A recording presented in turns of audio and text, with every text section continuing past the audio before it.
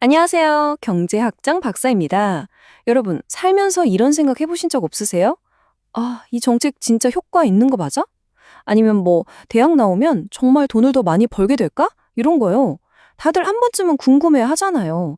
바로 이런 질문들. 그러니까 원인과 결과의 관계를 그냥 감이 아니라 데이터로 파헤치는 학문이 있거든요. 그게 바로 계량 경제학입니다. 오늘 저와 함께 스탁 앤 왓슨 교과서를 바탕으로 그 흥미진진한 세계로 한번 들어가 보시죠. 자, 그래서 오늘 우리가 뭘 할 거냐면요. 일단 계량경제학이 도대체 뭘 궁금해하는 학문인지 그 핵심 질문부터 딱 짚어볼 거고요. 그리고 계량경제학의 알파이자 오메바, 바로 인과효과라는 개념이 뭔지 확실하게 정의하고 넘어갈 겁니다. 그 다음엔 이걸 어떻게 측정하는지 가장 완벽한 이상적인 실험 방법을 한번 구경해 보고요. 마지막으로 현실은 이상과 다르잖아요. 현실 세계 데이터의 어려움까지 이 순서대로 한번 쭉 따라가 보겠습니다. 좋습니다. 그럼 첫 번째 섹션부터 시작해 볼까요? 계량경제학의 핵심 질문. 이게 뭐냐면요. 단순히 어떤 일이 일어났다. 여기서 끝나는 게 아니에요. 그걸 넘어서 도대체 왜 이런 결과가 나온 거지? 바로 그 근본적인 원인을 파고드는 학문이라는 거죠. 예를 들어 볼게요. 진짜 뜨거운 감자죠. 최저임금을 올리면 정말 고용이 줄어들까? 이거요. 사람들마다 의견이 다 다르잖아요. 누구는 줄어든다, 누구는 아니다. 막 싸우죠. 근데 계량경제학은 여기서 내 생각엔 이렇게 감으로 말하는 게 아니에요. 실제 데이터를 딱 가져와서 자, 데이터를 보니까 고용이 몇 퍼센트 줄어드네요? 혹은 어라? 데이터상으로는 영향이 거의 없는데요? 이렇게 구체적인 숫자로 딱 부러지게 답을 찾아내는 아주 강력한 도구인 셈입니다. 결국 이 모든 질문의 핵심은 딱 하나로 모아집니다. 바로 인과관계. 어떤 행동, 즉 원인이 어떤 결과로 이어지는지 그 둘 사이의 명확한 연결고리를 찾아내는 것. 이게 바로 계량경제학이 하려는 일의 가장 중요한 본진이라고 할 수 있습니다. 자, 그럼 계속해서 인과관계, 효과 이런 말을 하고 있는데 도대체 우리가 찾으려는 그 효과라는 게 정확히 뭘까요? 뭔가 측정을 하려면 일단 그게 뭔지부터 명확하게 정의를 해야 하지 않겠어요? 교과서에 나오는 정의는 바로 이겁니다. 인과효과. 이게 뭐냐면요. 아주 이상적인, 그러니까 현실에선 거의 불가능한 완벽한 실험실 환경을 뜩 만들어 놓고요. 거기서 어떤 행동 하나가 결과에 미치는 순수한, 정말 순도 100%의 영향력을 말하는 거예요. 다른 잡다한 요인들을 싹 다 제거하고 오직 그 행동 하나 때문에 결과가 얼마나 바뀌었나 바로 그 값. 이게 바로 계량경제학자들이 꿈꾸는 일종의 골드 스탠다드, 즉 황금 표준인 셈이죠. 와, 근데 이 황금 표준이라는 거 대체 어떻게 얻을 수 있을까요?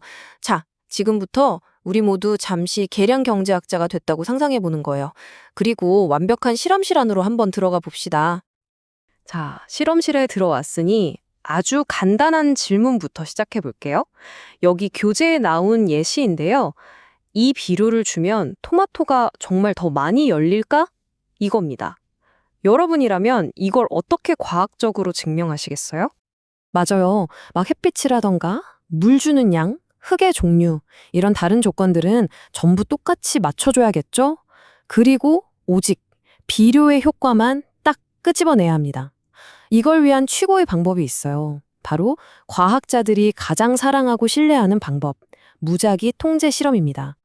방법은 생각보다 엄청 간단합니다. 자, 보세요.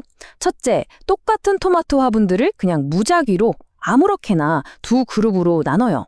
둘째, 한 그룹에만 비료를 줍니다. 다른 그룹은 안 주고요. 셋째, 시간이 지나서 토마토가 열리면 양쪽 그룹의 토마토 개수를 다 세는 거예요. 마지막으로 각 그룹의 평균 토마토 개수를 비교하는 거죠. 아니 근데 이렇게 갓난한 산한계가 어떻게 순수한 비료 효과만 딱 골라낼 수 있다는 걸까요? 여기에 마법이 숨어 있습니다. 핵심은 바로 무작위 배정이에요.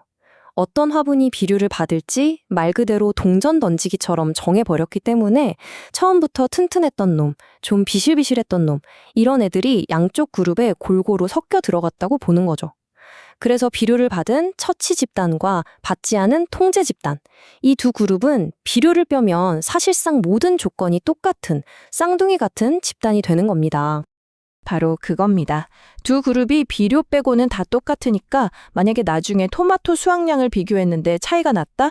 그럼 그 차이를 만든 원인은 딱 하나밖에 없겠죠. 뭘까요? 바로 비료입니다. 이렇게 계산된 두 그룹의 평균 수확량 차이, 이게 바로 우리가 그토록 찾아 헤맸던 순수한 인과 효과가 되는 겁니다. 간단하죠? 자, 여기까지 해서 원인과 결과를 찾아내는 법을 알아봤습니다. 완벽하죠? 그런데 여기서 잠깐. 우리가 방금 알아낸 왜 이런 일이 일어나는지, 즉 인과관계를 아는 것과요. 앞으로 무슨 일이 일어날지 예측하는 건 사실은 좀 다른 얘기예요. 이 둘의 차이를 아는 게 정말 중요해요. 예를 들어 까마귀 날자 배 떨어진다는 속담 아시죠? 까마귀가 우는 것과 안 좋은 일이 생기는 게 자주 같이 일어나는 상관관계는 있을 수 있어요. 그래서 까마귀 울음소리를 듣고 뭔가 안 좋은 일이 생길지도 몰라? 라고 예측은 할 수 있죠. 하지만 우리가 까마귀 울음소리가 불행의 원인이라고 생각하진 않잖아요. 그쵸? 이처럼 예측은 굳이 원인을 몰라도 가능할 때가 많아요. 하지만 우리가 어떤 정책을 만들거나 세상을 바꾸고 싶다면 반드시 왜 그런 결과가 나오는지, 즉 인과성을 알아야만 하는 겁니다. 하지만이 나왔습니다. 지금까지 우리가 본 건 너무나 이상적인 완벽하게 통제된 실험실 얘기였잖아요. 현실은 전혀 그렇지 않죠.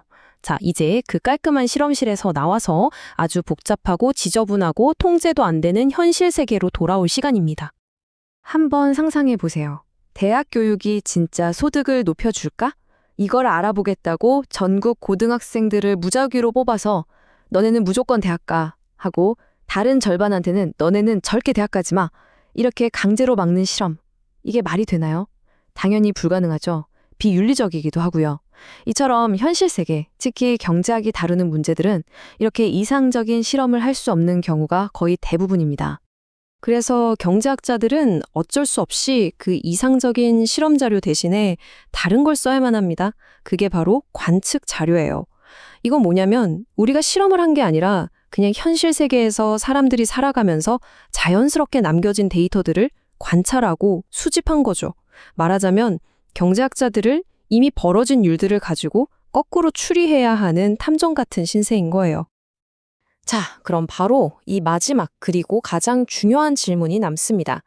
이렇게 통제된 실험이 불가능한 현실 세계에서 온갖 잡다한 요인들이 뒤섞여 있는 이 관측 자료만 가지고 대체 어떻게 진짜 원인과 결과를 그 순수한 인과관계를 찾아낼 수 있을까요? 바로 이 거대하고 어려운 질문에 답하기 위한 수많은 방법과 도구들, 그 모든 여정이 바로 우리가 앞으로 배워나갈 계량 경제학의 전부라고 할 수 있습니다.